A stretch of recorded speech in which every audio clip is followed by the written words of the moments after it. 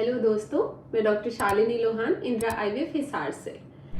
मेरे पास बहुत सारे ऐसे सवाल आते हैं कि आईवीएफ एकमात्र इलाज है इनफर्टिलिटी के लिए। क्या सिर्फ आईवीएफ से ही आप कंसीव कर सकते हैं इनफर्टिलिटी के अंदर? जी नहीं, ऐसा बिल्कुल भी नहीं है। जब कोई भी कपल हमारे पास कंप्लेंट लेकर आता है कि उसे 1 साल हो गया है, अभी भी बच्चा नहीं ठहर रहा है, तो ऐसे केस के अंदर हम बेसलाइन इन्वेस्टिगेशंस करवाते हैं, जिसमें कि कुछ खून के टेस्ट, कुछ हार्मोन एनालिसिस होता है फीमेल का, और ऐसे ही मेल के अंदर भी कुछ खून के टेस्ट होते हैं और साथ में सीमन एनालिसिस होता है।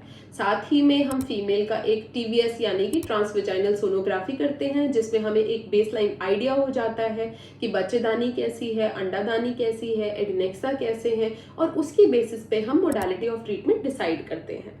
तो सिर्फ आईवीएफ ही इलाज नहीं है इनफर्टिलिटी की ट्रीटमेंट के लिए। इनफर्टिलिटी के लिए हम ये सारे रिजल्ट्स जो होते हैं इनको एनालाइज करते हैं। ये एनालाइज करने के बाद यदि सब कुछ ठीक पाया जाता है तो हम ओवुलेशन इंडक्शन करते हैं।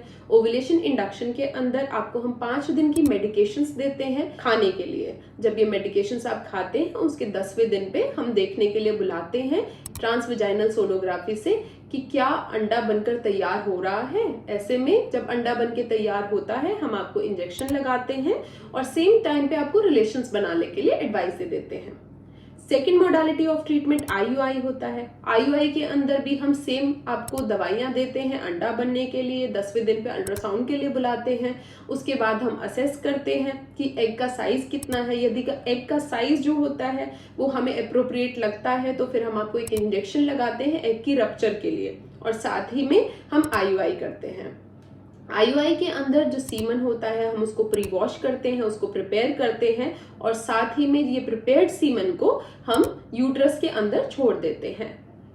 थर्ड मोडालिटी ऑफ ट्रीटमेंट जो होता है आईवीएफ होता है। आईवीएफ के अंदर तो आपको पता ही है, हम अंडे बनाते हैं, इंजेक्शंस लगाते हैं, खूब सारे अंडे बनाते हैं, उसको मैच्योर करते हैं, फिर उसके बाद ओवम पिकअप करते हैं। ओवम पिकअप के बाद में हम वो एग्स को फर्टिलाइज करने के लिए बाहर छोड़ देते हैं। 5 दिन के बाद में ब्लास्टोसिस्ट बनकर तैयार हो जाता है। उसके बाद हम एम्ब्रियो ट्रांसफर की प्रक्रिया स्टार्ट करते हैं। Thank you.